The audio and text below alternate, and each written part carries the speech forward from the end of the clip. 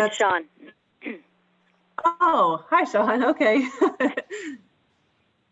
All right. Morning, everybody. Deami Valentine. I'm with Washington County, here sitting on behalf of Commissioner Jerry Willey. Awesome. Thank you. And beautiful scene there. Chris, I don't know if you're just keeping us recording or if you want to introduce yourself as well. Hi, I'm Chris with State Parks. Now I'm going away. Chris is keeping us streaming and making sure we actually get this meeting all in order. So awesome. Sean, will you introduce yourself for us? Yes, good morning, everybody. By phone, it's Sean Morford. I'm the Executive Director of the Tillamook Forest Heritage Trust, calling you from the North Sandium Canyon today. Oh, very nice. Very nice. Awesome. Okay. So with that, I'm trying to pull my agenda back up on my other device. Sorry to cut in. Can I ask, maybe Chris can confirm if he's taking the lead on that. It doesn't appear that the stream is streaming. Can anybody confirm or deny? So mine says recording and live on YouTube right now. Yeah, so yeah, there was a technical problem briefly there. The address of the video has changed. I'm letting the people on YouTube know, and I'll post it in the chat in case you want to watch yourself watching yourself. Brilliant. Thanks, Chris. All right. Sorry for the interruption, Lisa. No, thanks, Giles, because we want to make sure we have that right. And I'd hate for us to have to repeat this. Okay. All right. Looks like Chris just resent the link. All right. And he'll keep watching for us and make sure we're there, but extra sets of eyes will not hurt anything. All right, so with that, have there been any, you guys all have the agenda, are there any adjustments or anything that anybody wants to make to the agenda before we move into the agenda? Hearing none, we'll go ahead and move into the agenda. The meeting notes. Did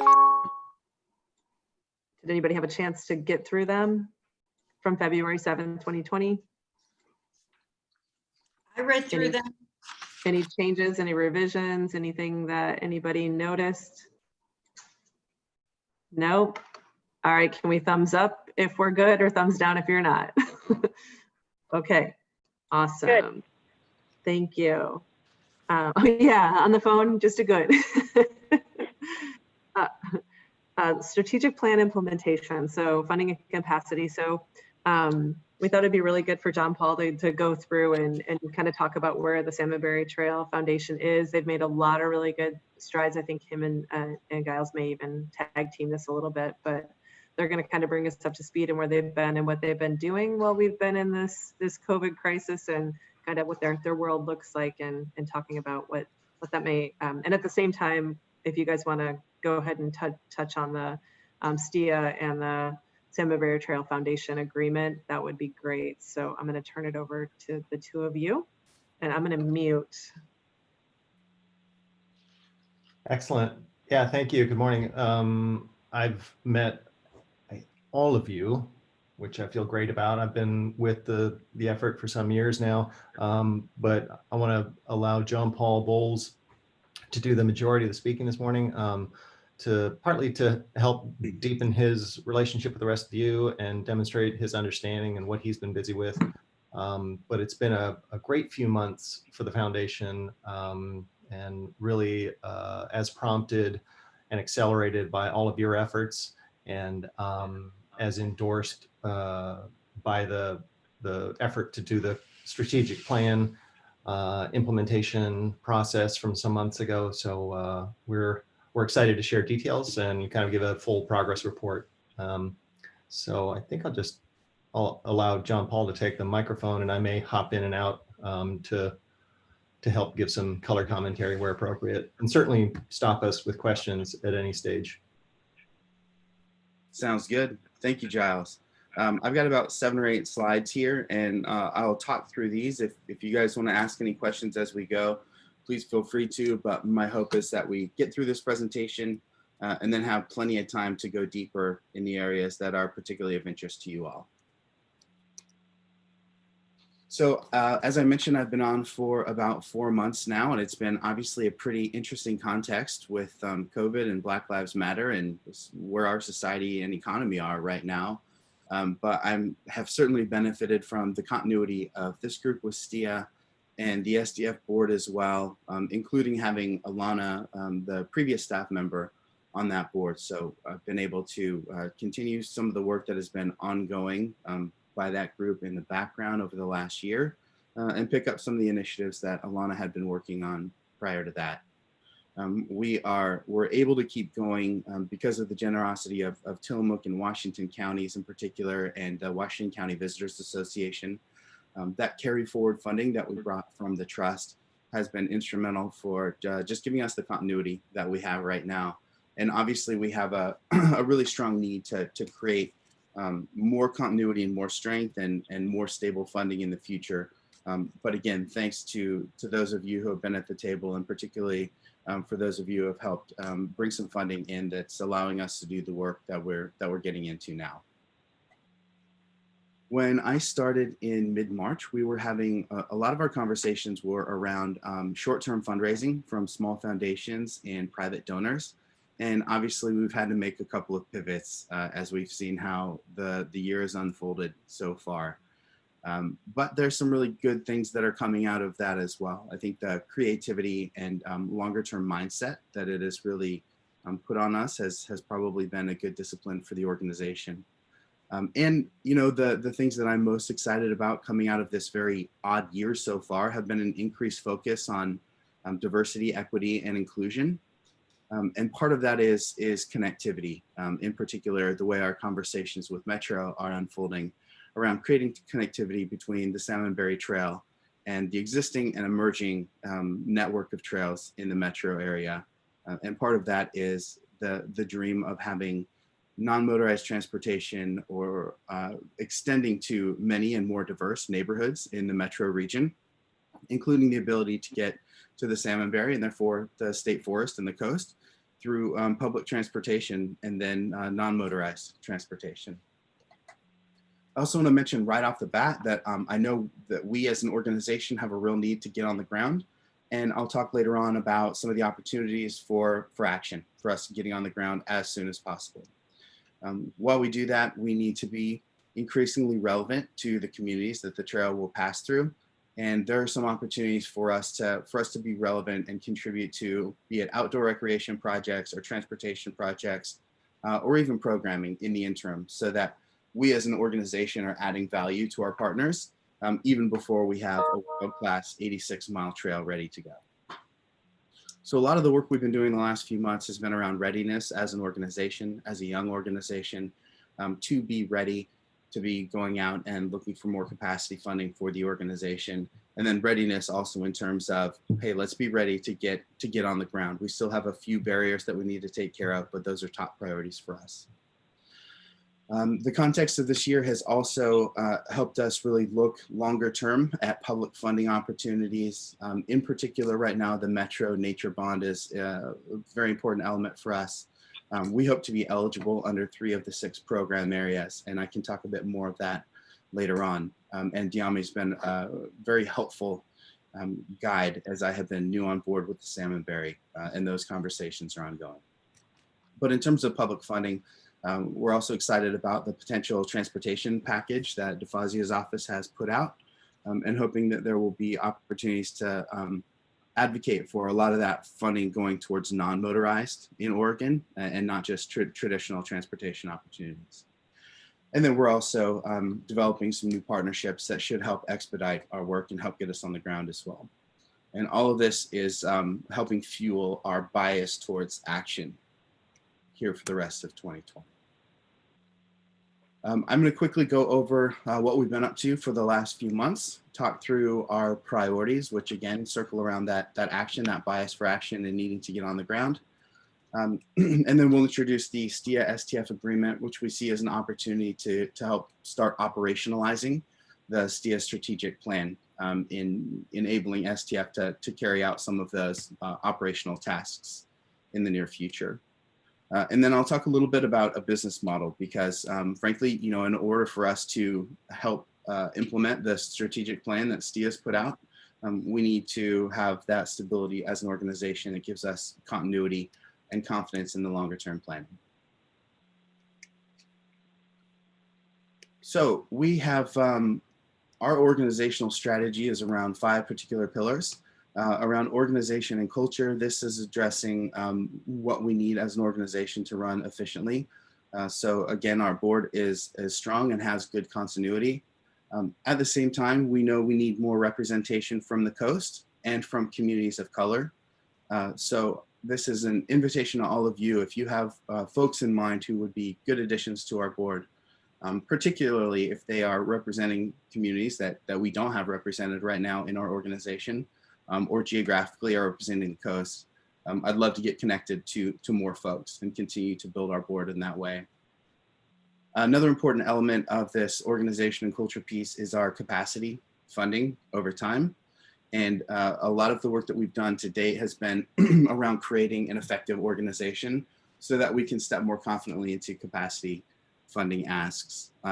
Specifically, we are now getting the ball rolling again on Murdoch capacity funding, and that's something that we needed to wait the first and second quarter of the year to have ducks in a row, so that we were confident in getting that ask in place. And Doug's guidance has been particularly helpful in that, given his involvement with those relationships in the past. Also, by the way, there's a whole lot more that we're doing around each of these pillars, so I'm happy to go deep, but I don't want to get too in the weeds here too early at the same time. The second pillar of the STF strategy is to communicate and inspire. We know we need to build a base of public support, and that's going to be important to unlocking the large pots of public funding down the line that will be necessary to have a visionary project like this get off the ground. So some of the specific things we're doing there are having a monthly newsletter that we put out, being active again on social media, and we are at the moment creating a series of 30-second videos along with a 90-second video that will be an overview for the trail, and one piece that will speak specifically to potential funders. We've got a really great crew for that. They're the fellows that ran photography for Free Solo. So they're actually Oscar winners, which is pretty fun. It's neat to have them out on the trail with us at a particularly good rate.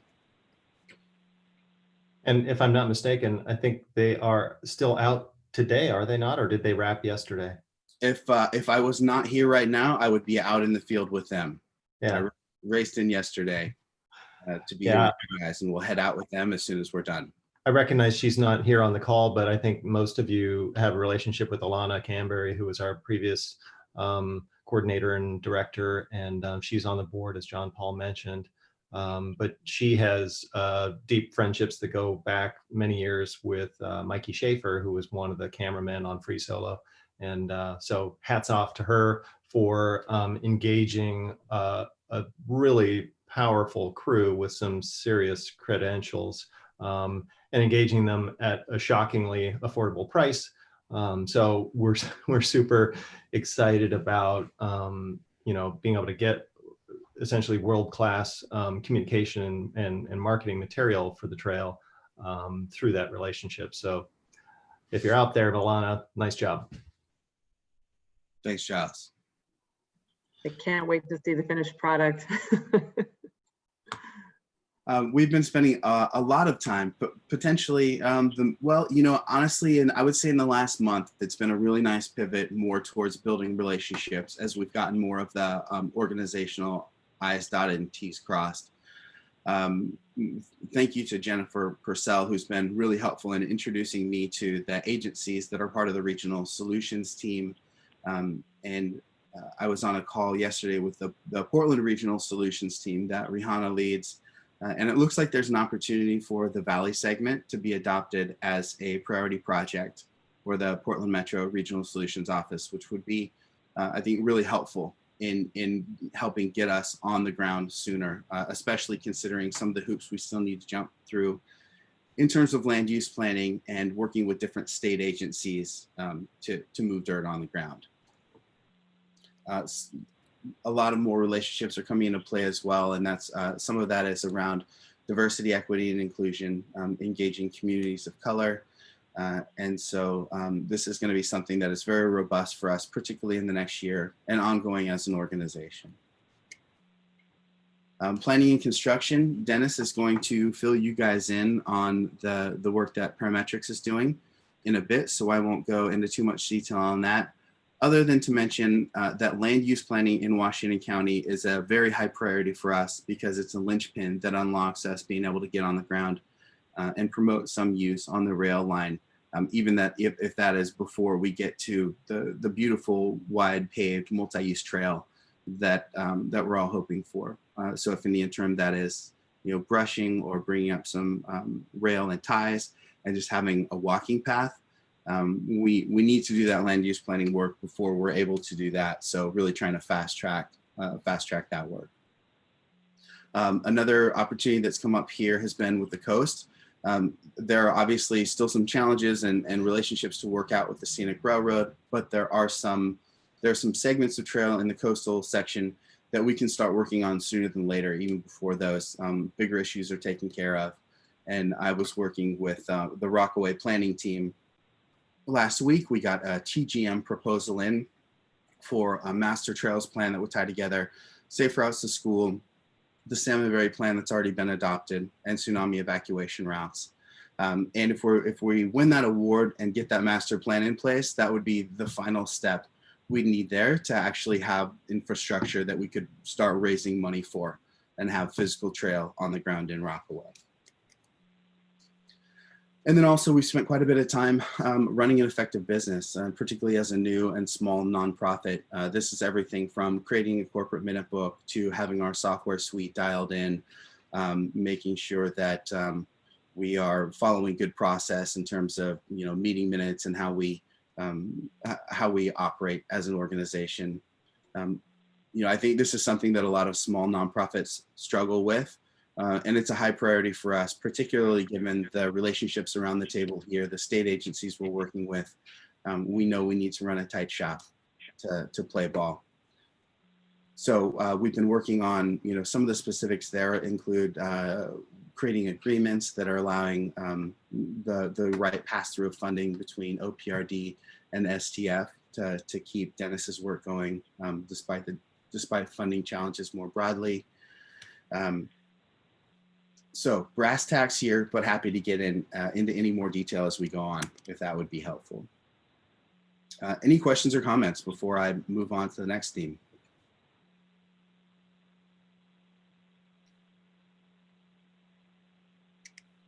All right, either you're on mute or feeling good about it so far. This is us out in the field just yesterday, day before yesterday, with Commissioner Bartline. And this is Mikey and Jacob here doing the shoot. So I was pretty impressed with not only Commissioner Bartline's vision and passion for the project, but also he's pretty spry. Had no trouble getting up on the riprap there. That looks a little dangerous there. I was impressed. All right, turning now towards our priorities for the work that's ahead of us. We know we need to get on the ground, and I'm going to go into a bit more detail on the lowest hanging fruit we see there. We need to create more connectivity, and part of that is the conversation not only with Metro, but in convening a group of signature trails leaders on the east side of the trail, west side of the Portland Metro region. We're convening a group of signature trails leaders in that Metro region. And Metro has been involved in those conversations. We had our first group sort of conference about a month ago and are scheduling the follow-up for November. And this is a really great opportunity for us because one of Metro's big goals has been to get to the coast and also to create more connectivity between that around 500 miles of trails they have now and the vision being about 1,000 miles of trail. So if the Salmonberry is seen as the kind of nexus point where many of those trails funnel to on the west side of town, and they converge on the Salmonberry, then that gives us a lot more relevance throughout the region, being connected to those trail systems. But we're also really excited about connectivity in terms of Tillamook State Forest and Laura Fredrickson and I have been having some conversations around what it would look like to have a map that overlays existing trails in the state forest right now in relation to the salmonberry.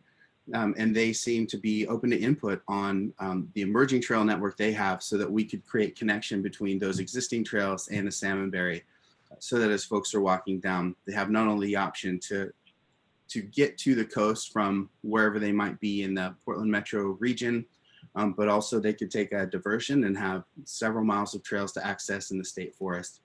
And then we're also creating that connectivity by creating a similar collaborative on the coastal end that includes the Oregon Coast Visitors Association, the Tillamook Bay Heritage Route, the Port of Garibaldi, Port of Tillamook Bay, and other stakeholders who will be invested in the success of outdoor recreation infrastructure in that area that is, in particular in that area that is an overlay between the Salmonberry, the Oregon Coast Trail, and the Tillamook Bay Heritage Route. So we see great opportunity for increased connectivity, which gives us more relevance to all of those partners in the interim.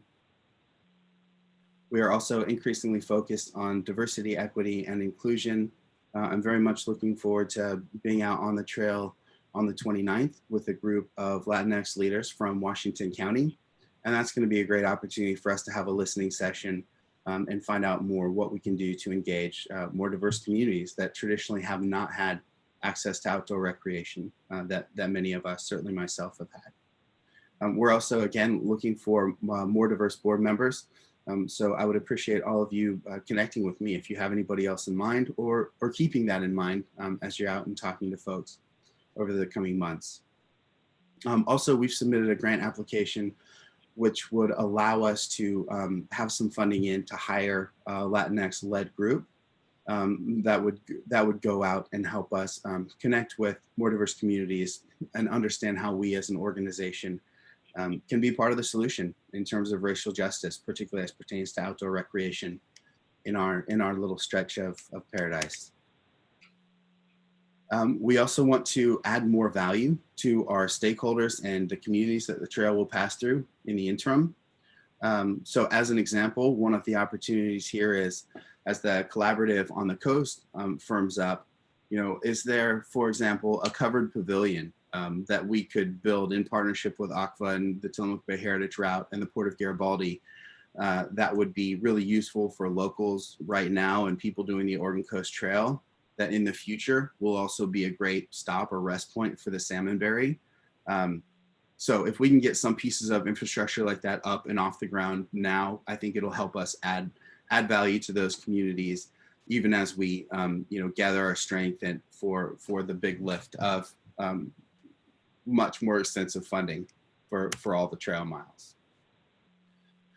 And then we also need to continue to do some work internally to establish a business model so that we are not in a cycle of short-term fundraising, execution, hustle for short-term fundraising, execution. We need to even our keel out and have our sights set on the mid and long term while we're working on some of these shorter term solutions as well. Any questions here before I wrap up or start to wrap up? All right. So I've mentioned that being on the ground, being active on the ground is a really high priority for us. I have, ear to the ground. I think this is something that we just need to know, acknowledge, and own. We've got to show some action on the ground here at this point in the history of the Salmonberry Trail. So some of the opportunities we see in the short term for doing that are the Stubbs Stewart connector. And I am in conversations with leadership at Trail Keepers of Oregon, as well as Chris Gerdes at the park and Marcia at the Friends of Stubbs Stewart and Banks Vernonia Trail. And Mike Caffaretta with ODF has been really integral in those conversations as well. So we're going to get out on the ground very soon, walk that potential connector, and see what it would take to get a low-cost solution in. Again, even short of having a paved connector like the BV, what would it be to brush that out, clear it as a trail so that people who wanted to walk a loop or gravel or mountain bike could have that access? And what can we get done with some volunteer effort there?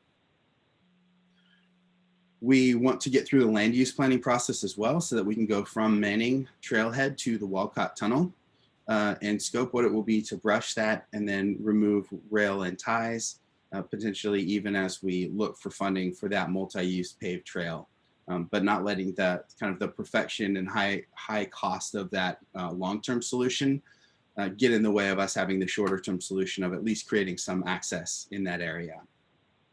I mentioned Rockaway and our work around the TGM grant there. It seems like the place in the coast that is most ripe for us to get on the ground sooner than later. So we're going to keep our sights on Rockaway, hopefully implement the TGM grant there, and then have the opportunity to bring in some more serious funding for a stretch, in particular north of Rockaway, that would connect the town to the high school there. So that would be incredibly useful for the community. And also just show that, hey, we are active on the coast and we're helping get some trail miles built. We will also, we would also like to be out very soon doing some brushing on a few spots where we can take groups of potential donors, for example, or potential partners, for example, the group of Latino visitors that we'll be getting out with later in the month. It'll be very helpful for us to have a stretch, say from Cochrane Pond to Reliance Trestle, that is brushed out, and we can at least get people who may not be as comfortable in the outdoors on the trail and excited about it. And we're going to keep going down the road of this coastal collaboration and look for pieces of outdoor recreation infrastructure that serve all of the organizations and community that we can prioritize and then collaborate on raising funds for. And again, that might be something like a covered bike stop, a covered pavilion, a piece of kind of interim infrastructure that is useful now, but will be especially useful as the trail is built there. And Washington County land use planning is also a very high priority for us because, again, that's a key that unlocks being able to get on the ground on the trail and at least brush it and create more access there. So there have been, Diami and I have had ongoing conversations about this. This is an extensive and can be a fairly expensive process, but we're looking at ways we can potentially streamline it and get some cost savings as well. So that takes us through the bulk of the presentation that I had for you guys. I'd love for us to talk about this STIA STF agreement a bit. And then a bit later on, I'd like to talk through the emerging conversations we're having on the business model as well.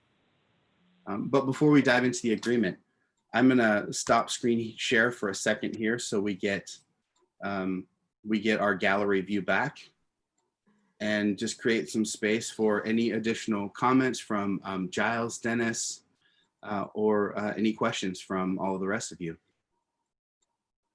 Great, thanks, Jon-Paul. Yeah, I think it's exciting to see the progress and strengthening of the old relationships and building of new relationships. And I think those of us who have been in this conversation for long enough, and I almost still feel like a bit of a newcomer, but I know that we all feel a sense of urgency about showing action. So I think the way that Jon-Paul has articulated our priorities are right in keeping with that, is that we all, I hope that I speak for most of us, that we feel a sense of responsibility and accountability to show action, given the years that we've put in, given the money that you guys as partners have put in, and just the weight of public sentiment that people are ready to see something happen, and we're really eager to push against those obstacles, the challenges that are really keeping us from doing some of those things. So, not to downplay the importance of crossing T's and dotting I's and having focus on safety and legality, but we absolutely need to push forward to show good action toward laying down trail. So appreciate the way you articulated all that. Yeah, so I don't have anything further. Maybe I'll be quiet so that others can comment. I just want to say, John, you caught up as if you've been with us the whole time. And so we were a little anxious when Alana left and we were like, uh-oh, what is this going to look like, right? And it feels like you've picked up the baton and carried it very well. And so I'm excited to see the enthusiasm that's there and how much you're caught up to speed, especially in the middle of COVID, right? I mean, it was the most interesting time to come in. So you've done a great job and you're keeping us on track. And Bill, great job out there. Thank you for not falling off the rock. I can't wait to see the finished product, the excitement from the videos, and you're just bringing good energy. So thank you for that. And I know Carolyn probably wants to weigh in on getting a trail going over there as quickly as possible. Between Carolyn and Bill, they keep telling us before they go, we got to get something on the ground done. So you're going to make it happen so we can actually walk it with them, and I don't have to push Bill in a wheelchair. Well, thank you. Those were his words, not mine. Yes, I appreciate that, and am working on it. Yeah, I'm excited to hear the update, Jon-Paul. And I mean, I know a lot of this from other communications venues, and would echo what Lisa said, but I'm particularly excited about the idea of mobilizing volunteers and getting some facts on the ground, even if it's a narrow, a single track or a narrow trail, something appropriate for hiking or mountain biking. We get people out there and using it. I think that's going to build excitement to do something bigger. Yeah, it's absolutely a necessary part of progress and is a critical pivot in where we are right now. Because again, public sentiment is more planning, really. So I think everybody assembled here today understands the complexities that this project has faced over the last, call it, decade. But we really do have a responsibility to keep moving on those complex issues, yet at the same time show something visible that people can really connect with and say, oh wow, these people mean business, this is happening.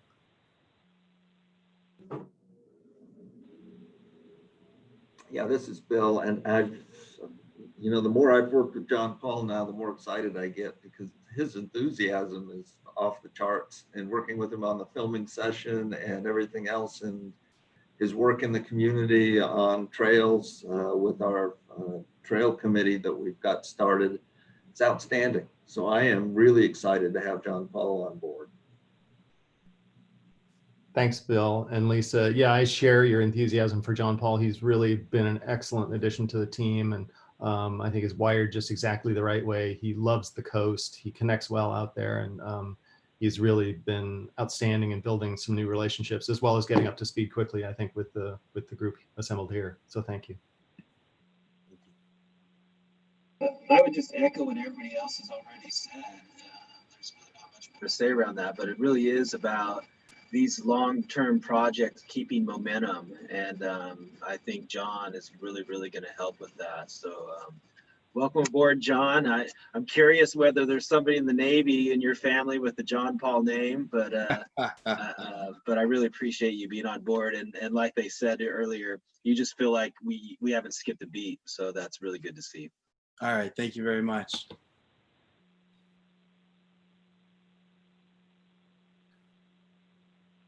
Well, this might be a good time. Oh, go ahead. No, go. I was gonna say we can go ahead and go on to the agreement if you want to keep us moving. That sounds good. Basically, we want to make sure that we are in concert with STIA.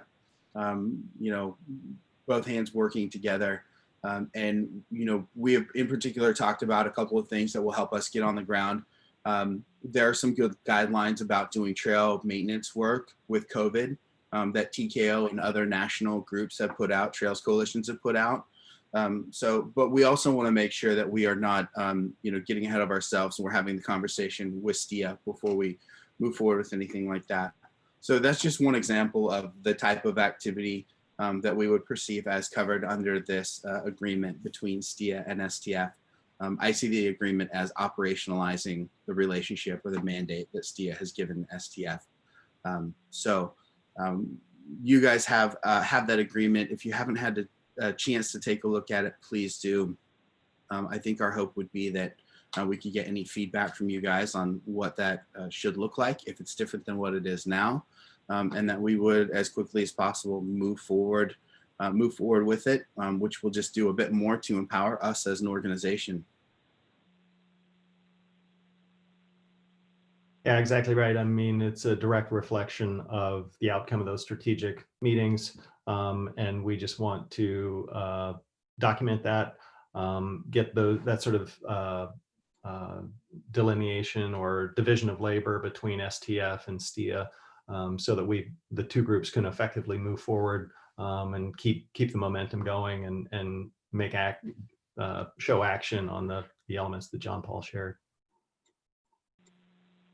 Yeah, I'd just like to remind the board that this particular agreement is really a direct action that comes out of and discussions that we all have as a board to try to define more that relationship between STIA and the foundation, and that STIA was really asking the foundation to take on quite a bit, and we wanted to formalize that in some fashion. So I was hoping we'd actually have an action item today that if there wasn't some serious edits that had to happen, that the board could actually seek approval for the agreement within today's meeting. Thanks, Dennis. I was going to say the same thing. If you guys don't have major concerns with it, it would be nice to have a nod so we could move forward and get it signed and not have to wait until the next meeting. So if there's serious concerns with it or there, suggestions you have, it would be nice to get those kind of aired out today, so that way I at least know that you guys are okay with me moving forward and signing it and moving on to the next level. But I'd rather not hold us up. I have a question about the intent. The agreement is, it's pretty light as far as a formal agreement, and so there's not a lot of detail. The termination language says we can agree to terminate by mutual consent, but what if one party wants to terminate and the other one doesn't? So there's you go too far into this and make it too binding, it needs a lot more text and thought put into it. If on the other hand, it's something saying, if it's something more like a memorandum of understanding that says, hey, we're both looking at it this way, it's not really binding on us in the future. But we are laying out the groundwork, and as noted in kind of down below, there are other specific agreements that we're going to agree to that govern specific activities. I think it feels about right. I mean, it lays out general responsibilities. It sets us going in the right direction, but it's not really beefy enough to be a strictly binding agreement. Are we thinking of it more like a memorandum of understanding, and should we call it that instead of a partnership agreement?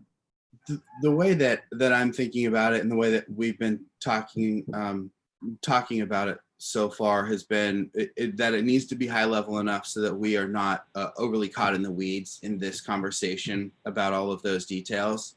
But I do think it is an actual agreement more than a memorandum of understanding, because it builds on the strategic plan that STIA created and that has guided the operationalization of the foundation so far. So I think it would be useful as an agreement at a high level, and that as is necessary, we could build it out or amend it to provide more detail. Yeah, and I would offer that if you agree with the urgency of needing to get out on the trail, get out on the ground, show action, do some brushing, take volunteers, or at least visitors onto the trail, we really do need a formal endorsement that STIA is aware and approves of that relationship. And I think coupled with that, the urgency of our application to Murdoch, our communication with Metro, and our access to other funding, having this endorsement and having essentially effectively authorization to be the agent of STIA in the mode with which the strategic plan laid out.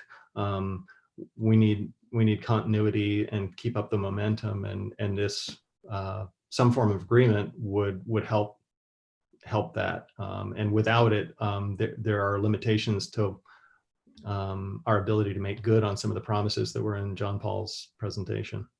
Well, and Giles, I don't want to get bogged down in kind of minutia. If this is high level, then we should keep it high level, and I would like to keep moving forward. We've mentioned the long time frame so far already. I would suggest a couple of changes to the text as we see it. One, just a formatting change to get that date up onto page 2 so that, page 3 doesn't get lost someday. And we have that there. And then I think the termination clause needs to be, you can pull the exact wording from somewhere, but I think it should be something like, STF or STIA may terminate this agreement at any time with 90 or 100 or 180 days notice, which would be enough time to resolve differences that would cause one of us to unilaterally try to terminate the agreement. Something that, like, I don't think we can sort of lock ourselves into this and say, well, we can agree to terminate by mutual agreement. What if one party wants out of it? Because the other party is falling apart, right? There needs to be something in there, and it should have a time frame for remediation. And I think it could be a pretty generous time frame for remediation.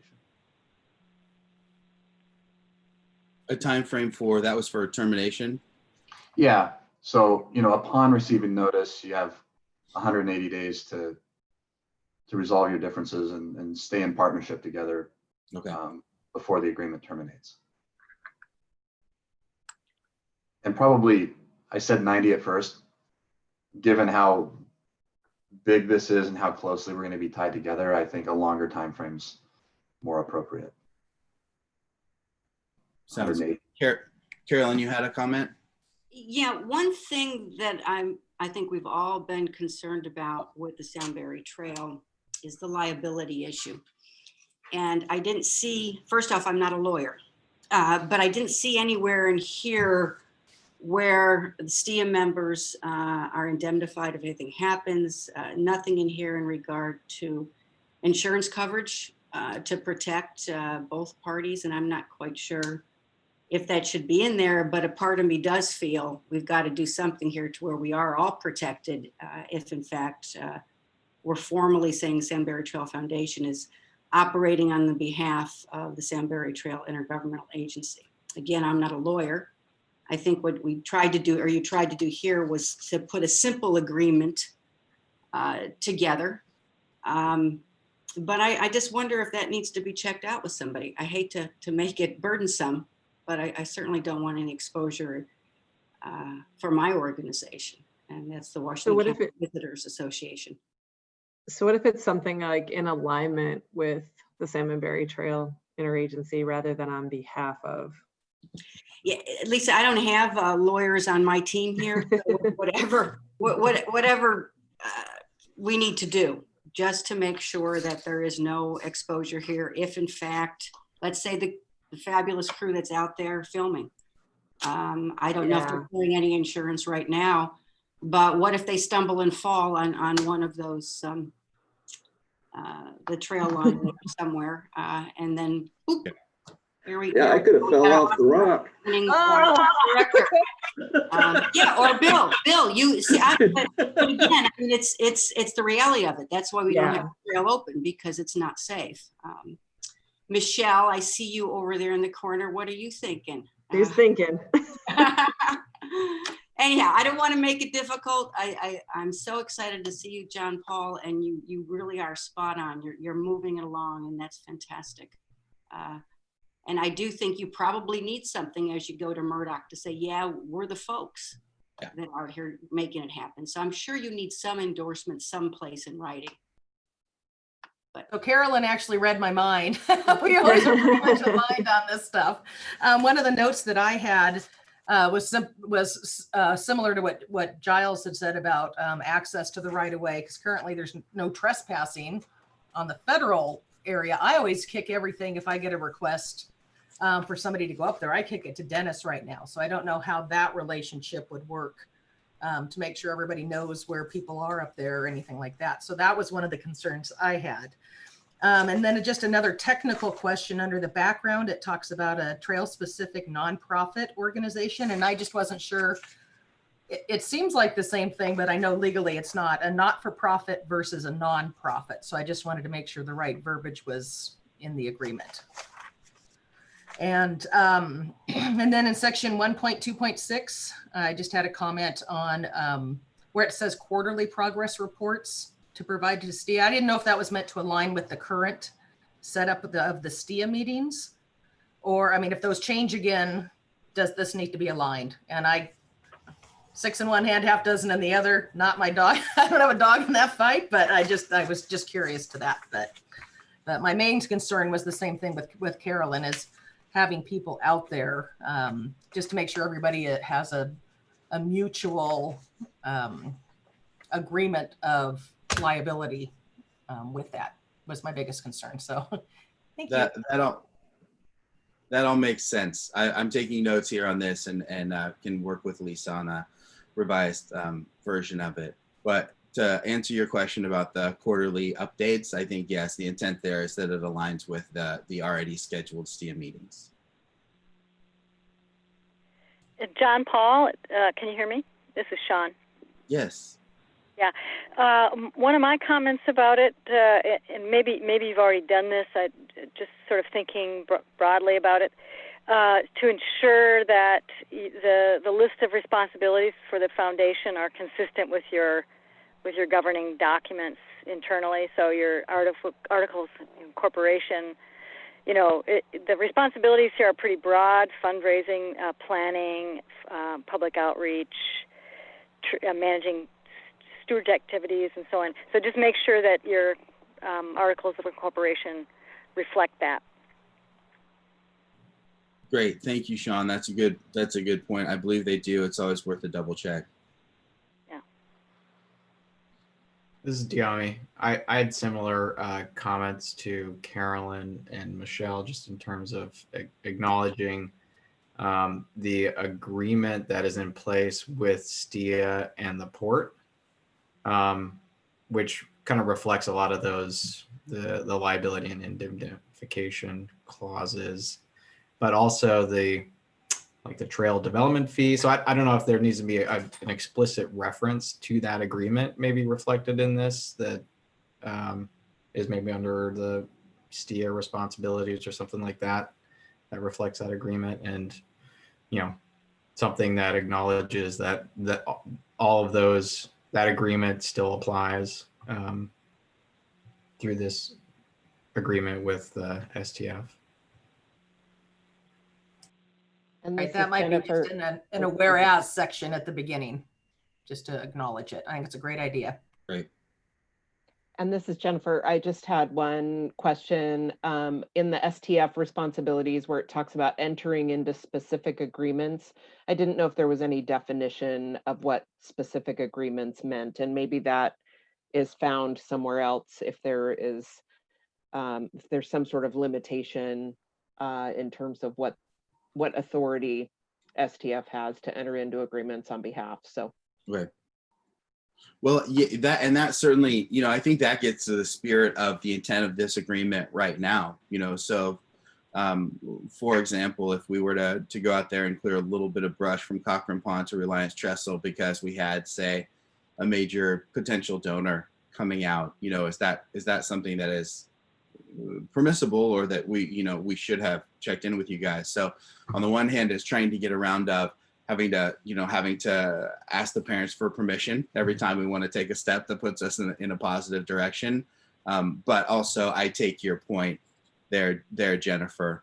So maybe we could add a clause that says, having agreements, or STF has the ability to, enter agreements that move forward the STIA strategic plan in conjunction with the STF operating plans, or something to that effect.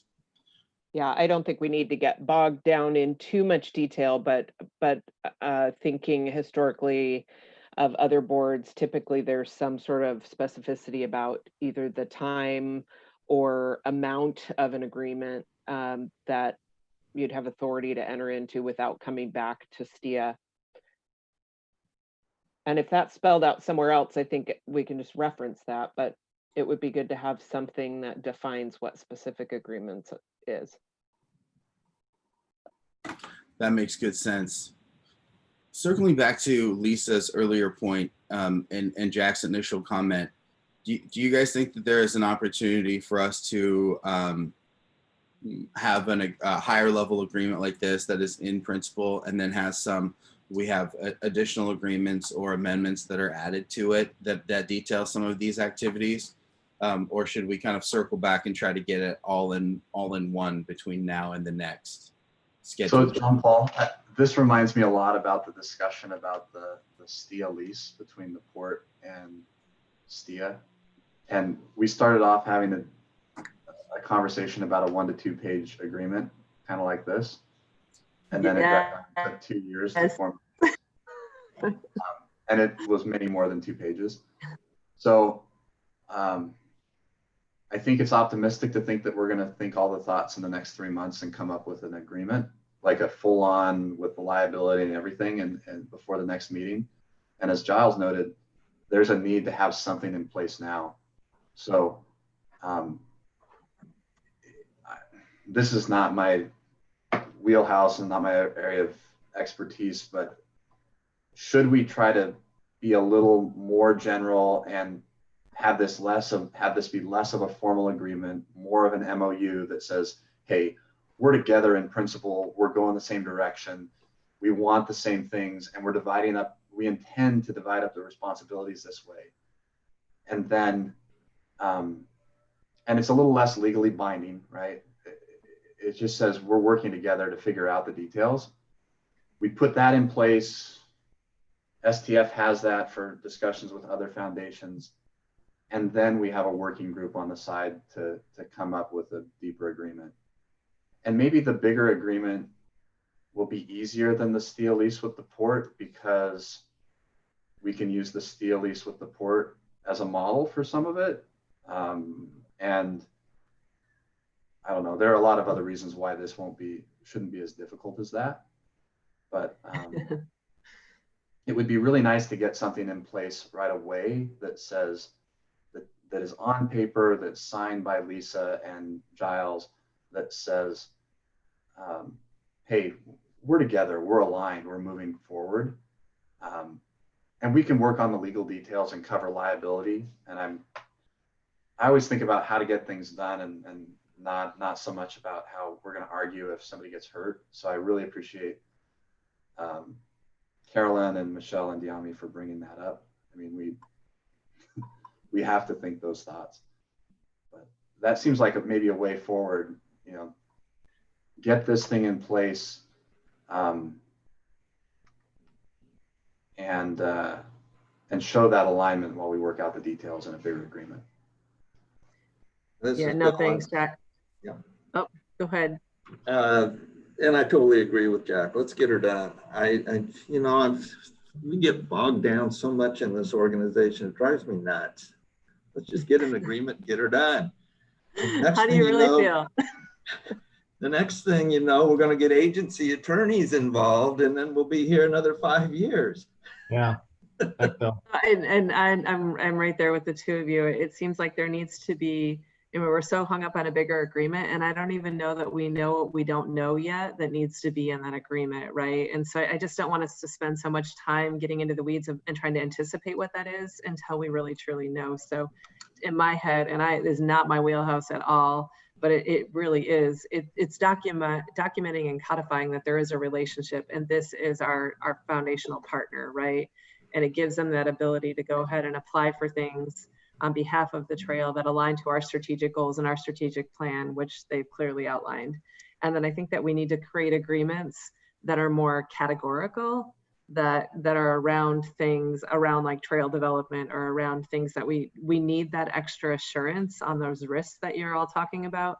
But I think trying to put that into one agreement from the beginning until we know what we know, and what partners and what there may be criteria from one donor to another that agreement might limit what we can or can't do, which I think we've already run into, which is why we change statuses. And so I just don't want us to lock up on that and spend a ton of time. So if there's some way to codify the relationship in a master bigger agreement that gives them the ability to move forward, and then we can start working on those smaller agreements that are more specific to the work that they need to do, I think that would be if I've learned anything about our agreement with the port, I'd much rather take that approach. Thanks, So Lisa. This is Giami. I would just, I mean, I agree, you know, certainly we're supportive of advancing this. I just want to be cognizant that, you know, we are regulatory, some of us are regulatory agencies, and we can't abdicate our responsibility necessarily. One provision that makes me pause a little bit is 1.2.5 that just, you know, kind of advances the potential for, you know, specifically the construction component of this. So I would certainly be supportive of this at a high level if it was more of a managed trail stewardship activities, you know, more of the like the volunteer work parties, and then maybe end it at that, or in events or something like that that just strikes some of those last provisions that talks about trail construction. And maybe it's not this document. Maybe it's a larger, more general document that gets to the relationship piece and moves it forward. And then we work on those things around the use of volunteers, and who's responsible and who isn't, and what their liability is, and then the construction piece. And those would be separate agreements, which gets a little bit sticky and seems like extra work. But I think you're gonna spend more time focusing on those particular areas and what those risks are, rather than trying to, you know, encapsulate it all into one great big agreement and account for everything that could potentially happen. Makes sense. Yeah, if chopping it up helps speed authority to do sort of early stage things, I just would, you know, remind the board that the strategic planning sessions, you know, the direct result of that was basically the job description that you see on the agreement in front of you. So it was taken directly from that, and that was a very deliberate, long running, multifaceted and broadly attended process that was endorsed by STIA, run by STIA, and then adopted by STIA. So not to unkindly hold up a mirror here, but you know, we're trying to make good on taking the next step that was started and endorsed by STIA. So please take that into consideration. So it really would be nice to keep it high level enough that it's not protracted. It would be nice to like go ahead and put everything on there now in terms of scope as best we possibly can. If construction has to stay off of there, I guess that's okay, but it does limit and does slow some of the progress on the initiatives that we feel strongly about, and we know that you feel strongly about.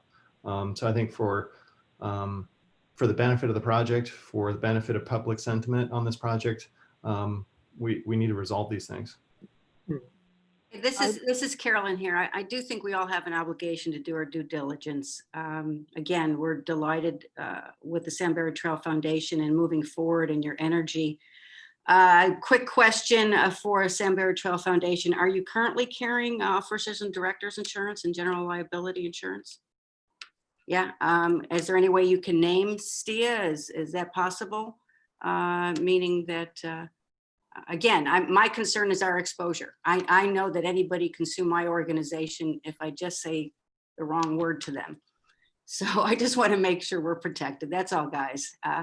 And then in the olden days, we used to call something a gentleman's agreement. I don't know what the proper way it is today, but I think that's what you're kind of looking for is here's a general gentleman's agreement of what STF is doing. My concern, speaking for the Washington County Visitors Association, is the exposure of our organization if somebody gets hurt on the trail doing something. That's all. Fair enough. We can certainly check with our insurer. Sorry. So I just want to say Carolyn really took the words right out of my mouth on that, because that's really I want to know. And I know our legal team's going to be asking me those things. And they're going to say, and what you just agree to? So going back to what Jack kind of brought up beginning, maybe this is our MOU And then we work and we reference the more larger agreement that we're working on. But at least the MOU gets us moving forward. We have MOUs everywhere with Salem, Kaiser, all the different counties, communities. So I think maybe an MOU gets to keeping things moving forward, kind of outlines a lot of things, and then we get into the legalistic more terms around that, around an actual agreement. I know MOUs are definitely a lot less binding, and I know our own legal counsel would probably be a lot more comfortable with that until they saw the fine print that we are agreeing to. And this is Jennifer. I was going to hop back to what Diami said. I'm wondering, just a friendly suggestion, if we separated 1.2.5 into two separate items, one being managing trail stewardship activities, which would include the volunteer work parties and events, and then maybe separate out managing trail construction activities, which would be the contracting, consultants, and construction, and maybe just add something like in accordance with all state and federal requirements, that just connects the dots on those.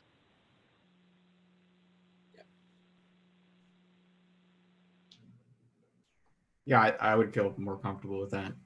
I would just add local, state, and federal. Yes, thank you.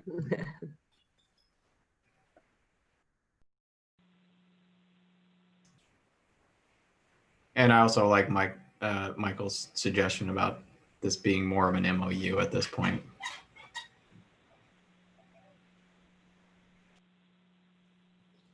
So Lisa, is this something that you and I would follow up on in terms of process to revise this draft, if that's the direction the group wants to go, to revise this agreement into an MOU, resend it out, and then start a process of developing an agreement that's a bit more thorough and goes through folks' legal teams?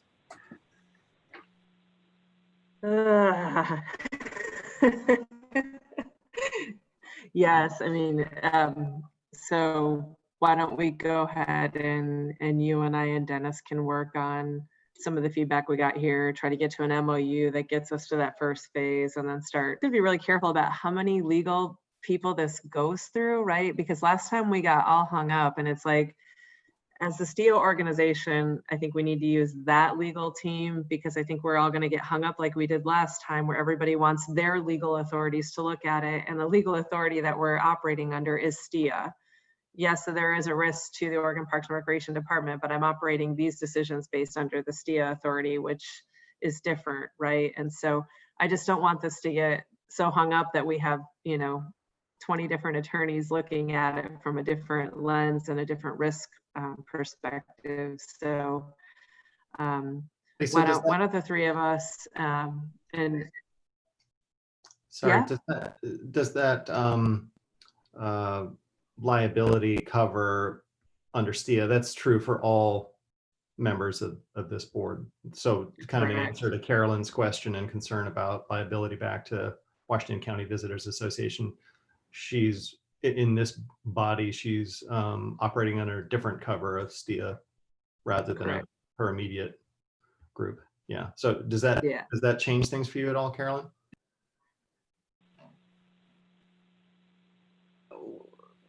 All I wanted to know is that you were carrying insurance. I was curious about that. I do know that STIA carries directors and officers insurance. My organization carries it.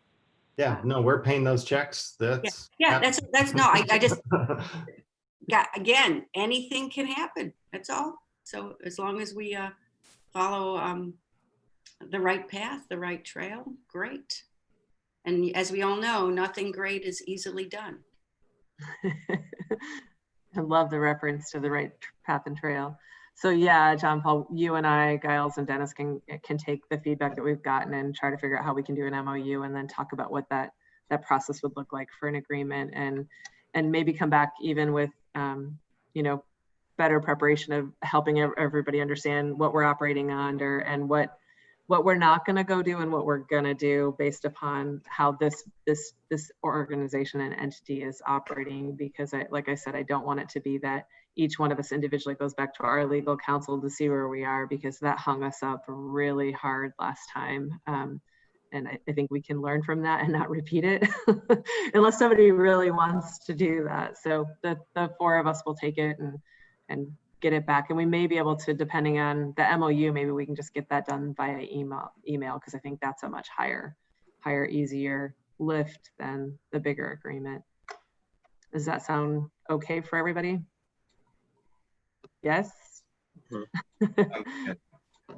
Sean, is that a thumbs up for you too? Yes, it is. Okay, thank you. All right, well, good. You guys had read it and had good thoughts and good conversation, and we learned from the last one. It's very obvious, so thank you for that. Took a little longer than we thought, but that's really good feedback for us to get it moving. So thank you. All right, and I think it's still with you guys. Okay, I'm just going to circle back to the last slide or two that I have here. And that is in particular around our business model as a group. So this is another important, challenging topic that we need to tackle.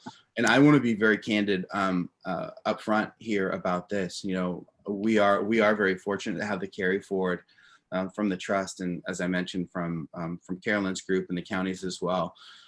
But we need a business model as a small nonprofit. And you know, the work I've done with different tourism and outdoor recreation agencies in the past has really given me an education that tells me that this piece right here is as or more important than anything else we're facing right now. You know, if we are kind of in a cycle of a scramble for short-term funding, that's gonna really inhibit our effectiveness as an organization. So we're doing some more thinking about that, and it's something I'd like to expand the conversation to with STIA, because our success will depend not only on your guys' kind of engagement and blessing, but also the success of creating a business model that works for the organization. So some of the conversations that we're having now are around, for example, what does it look like to do some fee-for-service work?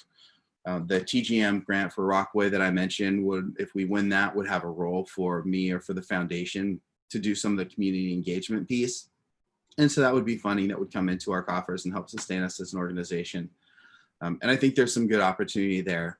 The risk, obviously, with fee-for-service work is how far do you step out into doing work that brings funds into the organization, and how aligned does that work with the kind of the bullseye of the mission of the organization. So, for example, if there was a potential for us to do some more work that supported Tillamook County's outdoor recreation efforts, and some of that aligned with the Salmonberry Trail and some of it didn't, is that a good opportunity for us? Probably would be in the short term, but as you know, how does that evolve in the future, and what other, how far does that conversation go in terms of us finding work that brings money into the organization that still contributes to our goals? And of course, that conversation becomes a lot squishier over time, but there could be some benefit, particularly in the short term, for that as well. I think there's been a big focus historically on private donor engagement and the relationship with Cycle Oregon. We know now that that landscape has changed. It's probably changed for quite some time. So while we have had some success with individual donations, I think we've probably raised around $25,000 in the last 4 months. That's not the long-term solution. It's great as a funding stream to help bring in stability to our organization. Small foundations and Murdoch in particular are another element to us establishing a successful business model, particularly the Murdoch funding over a couple of years that would help fund an ED position. And then we've rolled in some work around Dennis's, the role that Dennis has now off into the future, and then consolidated the role between a potential development director and a communications coordinator, so that our ask is a bit more modest and aligns with the current funding landscape. Again, that is a good ingredient, but as a 2-year kind of supplemental funding, it is more of catalytic fund to help us get a business off the ground, rather than part of a long-term business model. And then another element that we have our eyes on is our role during. Sorry, just a quick question on the Murdoch Foundation. What's the time frame associated with that? Like when? Time frame of when money might come in, or how long we would have funding from Murdoch? Both. Yeah, I can't speak as well to the timeline of going from where we are now with the letter of intent to actually getting funding. I would assume it would be at least 6 months out, which we have the runway to sustain now. It might be longer, you know, that there are elements there we don't control. But in terms of funding over time from Murdoch, the initial conversation a year or two ago before I came on board was for 3 years. And after revitalizing the back and forth with Murdoch, we've tempered that down to 2 years rather than 3, and for 2 positions rather than 3, which makes the ask around in total, I think, a little under $300,000, where it would have been around $500,000 before, which just may not be realistic in this current funding landscape. And to clarify, a lot of these foundations and these grants have a deliberate cycle, whereas Murdoch is a rolling cycle. So just within the last handful of weeks, we've had several conversations with multiple folks at Murdoch, sort of probing their willingness to entertain the ask from us. So we've had both written communication and verbal communication with a variety of people there. We've gotten all green lights from that contact, and we intend on getting that full application resubmitted under this new moniker of STF, probably within the next, I'd say within the month. That's right. And then their cycle to digest that is, I think, what Jon-Paul was getting at, with a bit of a question mark, and it might take several months before we get a resolution on that. But again, the point which we've reached today is largely driven by communication we had with Murdoch a year and a half ago, where they said, we really like what you're doing, we really support it, but you know, tax-wise and legal-wise, you've got to be this other form of organization, and hence that drove the reformatting and the opening of the doors of STF. So we feel really good about it, and it's certainly part of the plan. So hope we answer your question there, Diami. Yeah, no, that's great. Thank you. So then the final potential funding stream we have our eyes on are, you know, say, for example, the moves that we're making to be in position to receive Metro funding from the Nature Bond, you know, us having a role in administering those funds, being income stream for us. So I think that any combination of those potential revenue streams might be part of our unfolding business model. At the same time, we need something like backbone funding that helps give us stability that we can build on with those other revenue streams over time. So that, you know, if we are doing some fee-for-service work, that might be a percentage of our income.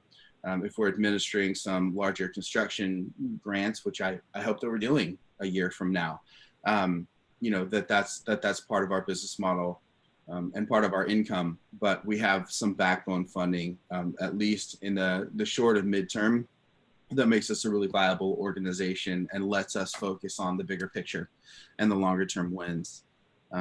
This is something that's a very early stage concept for us. I think that we need to, you know, continue to have these conversations and really show that the direction we're moving in now is very salient and achievable.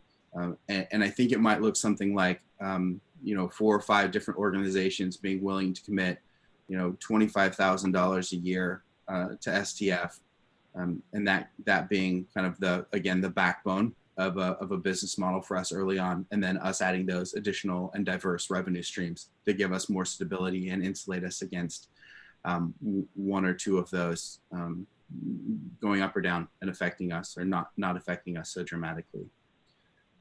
So that also puts us in position to need to very clearly articulate the value that we would add to anybody who would be willing to be a backbone funder, which is frankly a very healthy exercise for us, and helps get to the piece I've been trying to hit on of being relevant to our partners and communities, even as we seek to build this epic trail that very clearly will add value when it's done in the long term.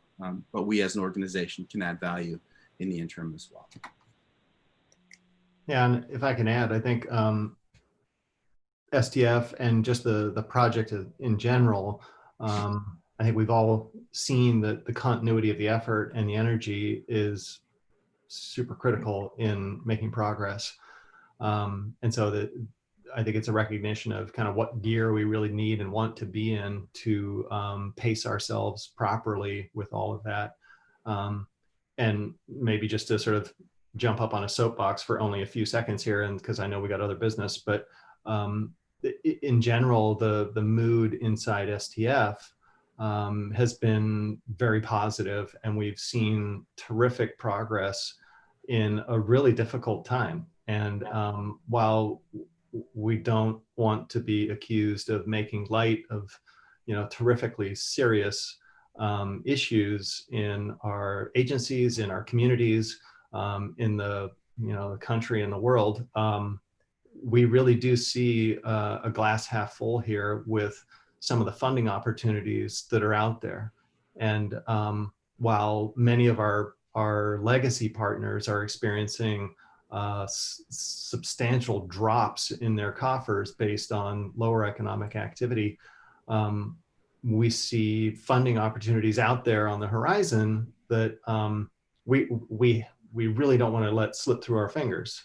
And we think that culturally the time is right.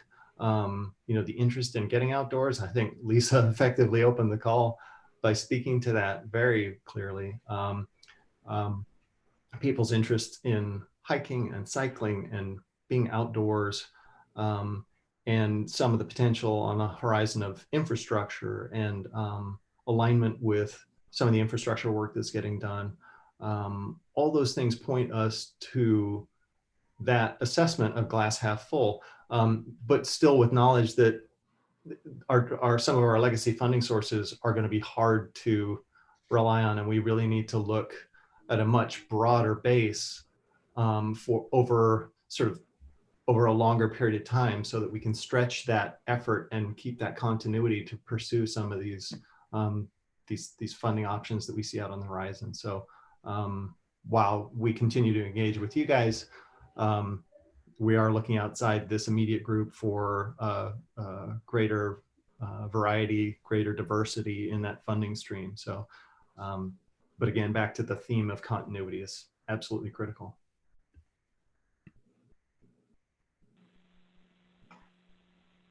Are there questions for Jon-Paul or Giles? And I mean, that's a lot of information to cover. And I guess I would be remiss if I didn't, give kudos to the board in this, right? Because if you'll remember, we went through that strategic planning session and they basically came out and said, hey, on the other side, this is our partner. This is the person who's actually going to be able to get this done. And I just don't want us to lose sight that really is our vision. I mean, that is the North Star. These are the people that are going to do that for us.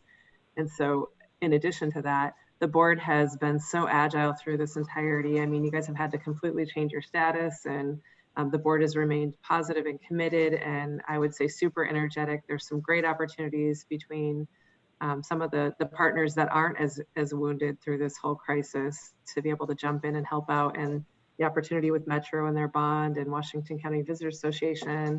The ACFA's been stepping up in places. There's some folks that are saying, if I don't do it now, I'm never going to be able to do it. And while you've got that energy going, it's super imperative for us to continue to support that vision that we created for you and you're carrying out. So I hope that you're feeling that. I know that you're a little frustrated by the last conversation, but it's just a good reminder for us that we asked for this and they have stepped up to that challenge pretty spectacularly, I would say. So are there other comments or questions for this, the STF?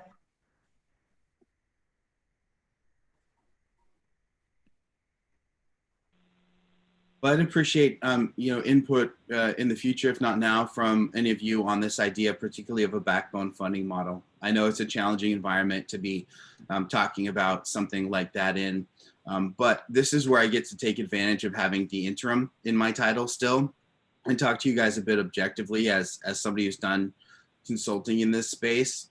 I'll just reiterate that the business model for STF will be integral to the success of this initiative, certainly in the next couple or few years. And again, I know it's a lot to ask right now, even to, talk about a $25,000 contribution from a few organizations over a 2 to 3+ year period. At the same time, just very candidly, clearly, the organization's success will be tied to its stability over the next few years. And backbone funding would go an awful long way in being focused on the right things that will make a difference over time.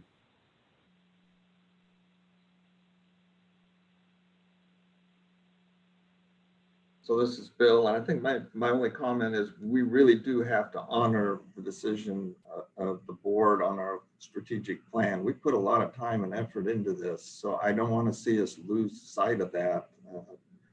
Things have a tendency to get bogged down in the minutia on this intergovernmental agency, and I think, and it drives me nuts. I'm going to be honest, that drives me nuts. I would have just assumed approved some sort of an agreement today moving forward and amend it as we went. Insurance can be taken care of. We could just say part of this agreement is you go out and get insurance. But here again, we're going to be kicking the can down the road. So that's just my personal view. And you all know that I'm one of these guys that just keeps stirring the pot and kicking us to keep moving. But doggone, after as many years as we've gone, we still don't have any trail built. We need to get moving.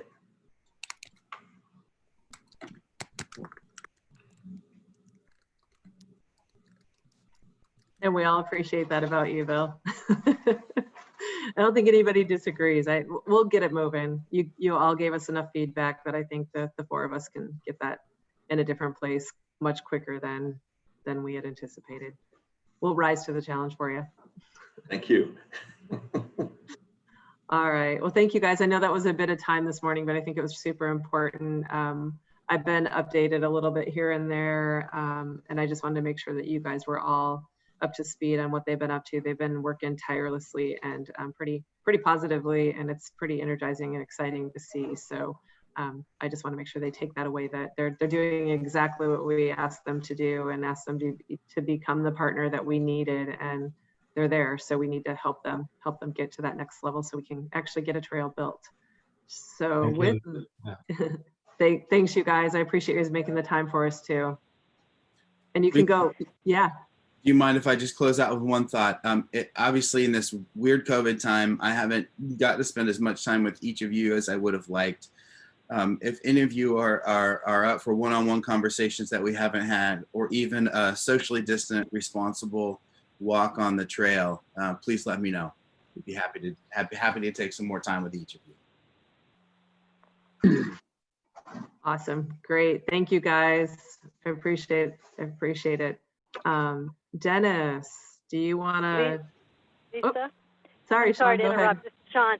I've got to move to a different phone, so I'm going to hang up here and I'll be calling back on my cell phone in a few minutes.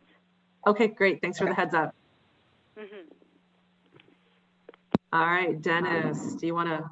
Yes, I will pick up the last piece of Steve's strategic plan was completing the river and canyon segments. And if you recall, graciously, the Washington County Visitors Association and Tillamook County ponied up with the dollars to be able to have us do that.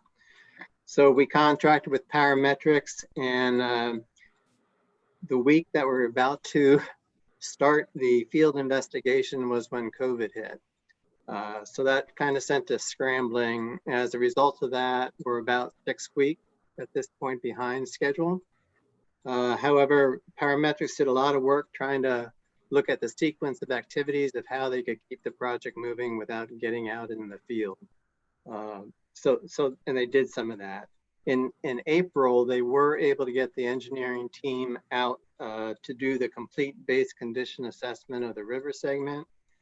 And I'd like to thank at this point the Salmonberry Lodge and Estate. That's a facility right at the confluence of the Salmonberry and the Halem rivers. They allowed the engineers to actually camp on their property on several different occasions, because if you recall at the time, there were no hotels available.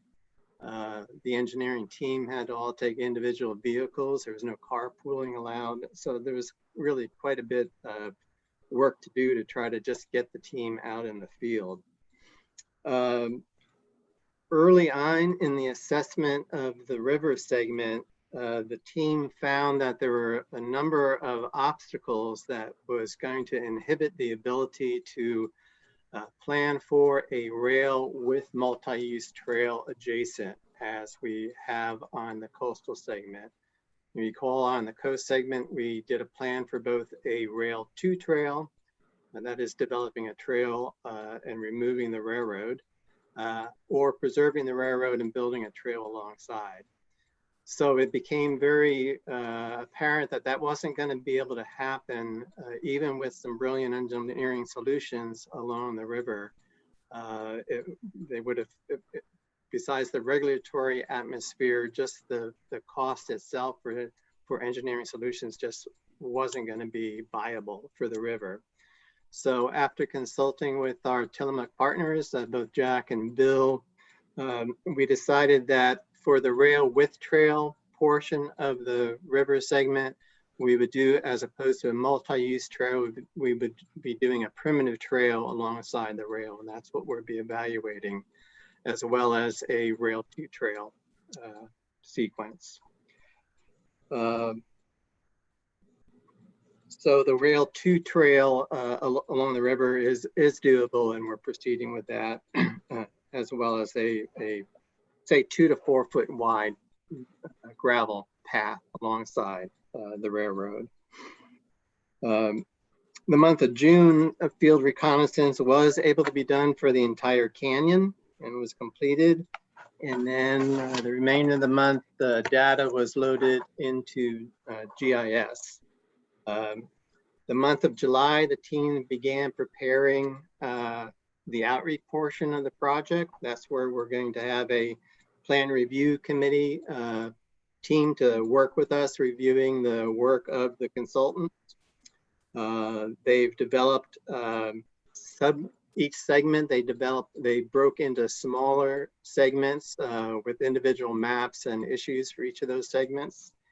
And we're begin to get feedback from the plan review committee that will be convening in August. And I'm going to have Jennifer in a moment maybe talk about that team.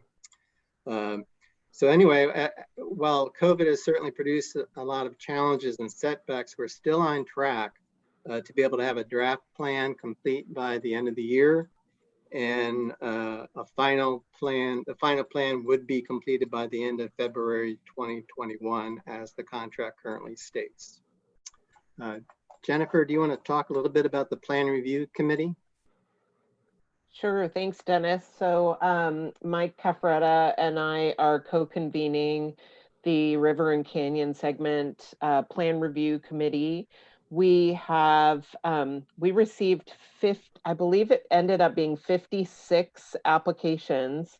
So a lot of interest in participating in that. And Mike and Dennis and I were able to review those applications. And we think that we have come up with a great diversity of perspectives.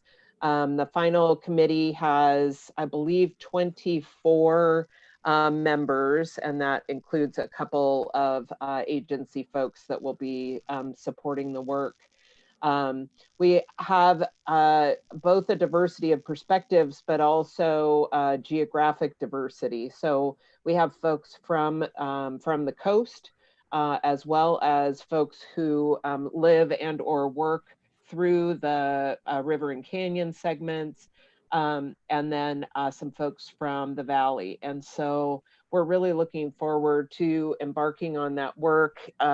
We are starting on Monday with a meeting for folks who are maybe a little less familiar with the trail in its entirety and the history and where we're at in the planning process. And so Dennis and Mike are going to be providing sort of a Salmonberry Trail 101, so that everyone's starting from a consistent foundation. And then we start with a committee orientation the following week. And and then have our first sort of technical meeting scheduled for, I believe it's August 31st. So several meetings in the coming weeks to get folks up to speed and running.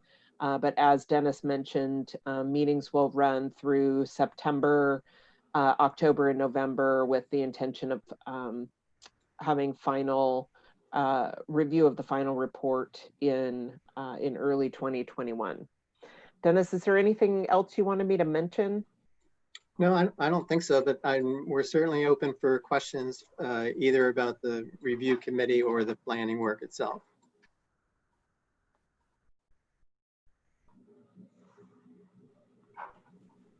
I'm looking forward to hearing more about that. And Jennifer and Mike have graciously accepted to have me on that committee. So we're glad you're there.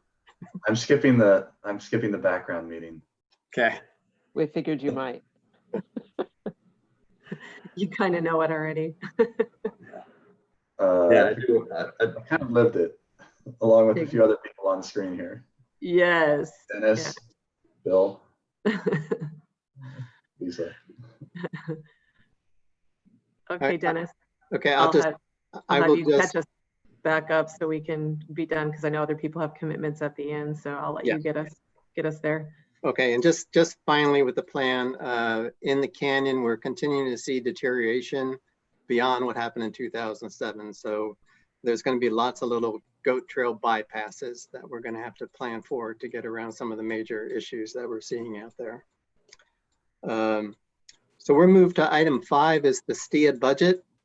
You should have all received an Excel spreadsheet showing our expenses from, I believe it was April of 2019. And what that shows is that we now have a balance of $2,210 and some change. And bearing that we don't need to pay any lawyers, that will get us through this year, as well as be able to pay for our liability insurance for 2021. And so we'll revisit the budget again if anything comes up at our November meeting.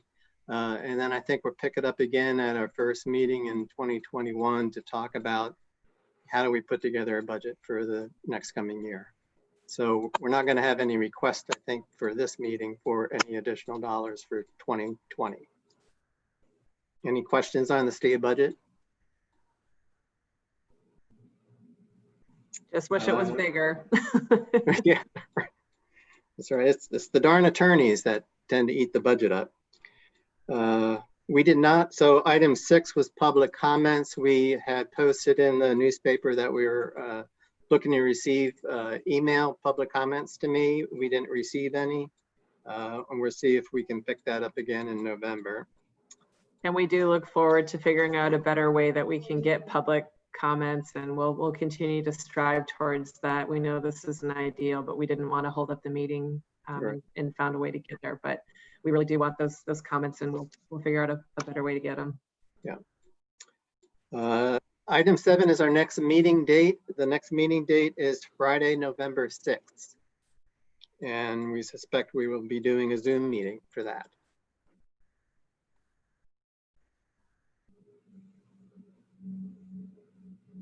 And with that, we're on item 8's final comments from STIA board members, if there are any more comments. I did have one. Oh, Michelle raised her hand. I will let her go first. Well, nobody, you know me, I have to jump in. I don't like awkward silences. I was just wondering if anybody here had a signed, executed copy of the bylaws. I was going through the box that arrived that the port has now been privy to, and I couldn't find it. And I know I thought I asked a while back, but I can't seem to find anything but drafts, either digitally or in the box that was provided. So if anybody has that, if you could email it to me, I will put it in the official STIA box that the port is in charge of now. Thank you. Okay. And I just had one question or item for discussion. Jon-Paul mentioned that the Metro Regional Solutions team is now engaged in the Valley segment portion of the trail. And my counterpart, Rehana, who is the coordinator for Washington, Multnomah, and Clackamas counties, and I have been talking about how best to coordinate. And really what I see is up until this point, much of the work has been in concept planning. And as we're making a pretty intentional pivot towards implementation, engaging state agencies in that is going to look a little bit different from this point forward. So I'm curious from the board's perspective, if it still makes sense for me to be the single point of contact for the Governor's Regional Solutions Office, or if there's interest in having both Rehana and I represented here. We're sort of open to either, but I just wanted to propose that for folks.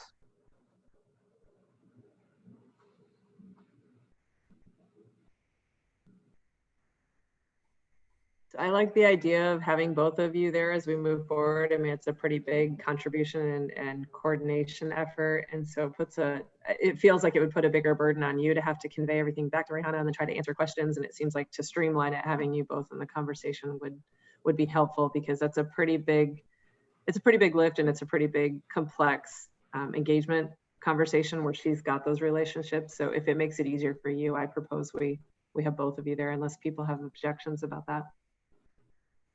And for reference, the Salmonberry Trail will stay on the North Coast Regional Solutions Team work plan. And I suspect that the Metro team will consider adding the Valley segment to their work plan. And as we talked in their meeting the other day, with the Metro connection on a number of the fundraising options, I think there could be value in having both of us. I concur. I think Rehana's got those relationships, and the more she can be familiar, the bigger advocate she can be outside of the conversations for us as well. So, Mr. Bill, I concur. I see a couple thumbs. Okay. All right. Yes, Jennifer. Bring your counterpart in.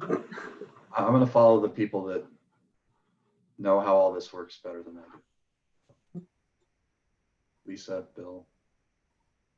It's about relationships, and Rehana's got them and Jennifer doesn't, and Jennifer would be trying to build them. And I think it's just easier to let Rehana come into that dialogue and help us with the Metro thing. It's different than what we've been doing. Everything's been more coastally focused. And I think as we get into that Metro conversation, we just don't have that representation sitting here. Okay, are there any other comments or anything else that you guys want to share before we adjourn? Because I know Carolyn at least has to get on the road, and I don't want to hold her up. She's got a very important task she's got to do.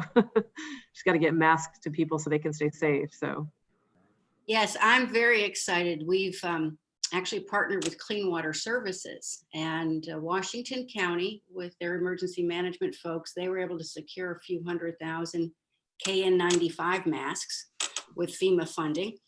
So we have unlikely partnerships as we move through COVID, and in any emergency, you know that. So Clean Water Services in my office, we're distributing face masks into the ag community. And so this afternoon, I'm going to deliver 9,000 masks. So yesterday, I delivered 8,000 masks.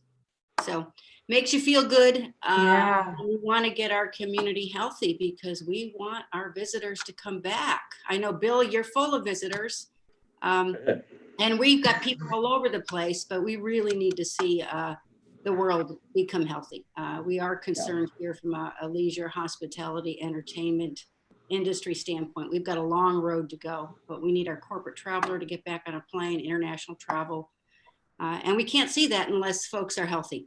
So, yeah. So Lisa, thanks. Yeah, I'm happy to get out of the office for essential purposes.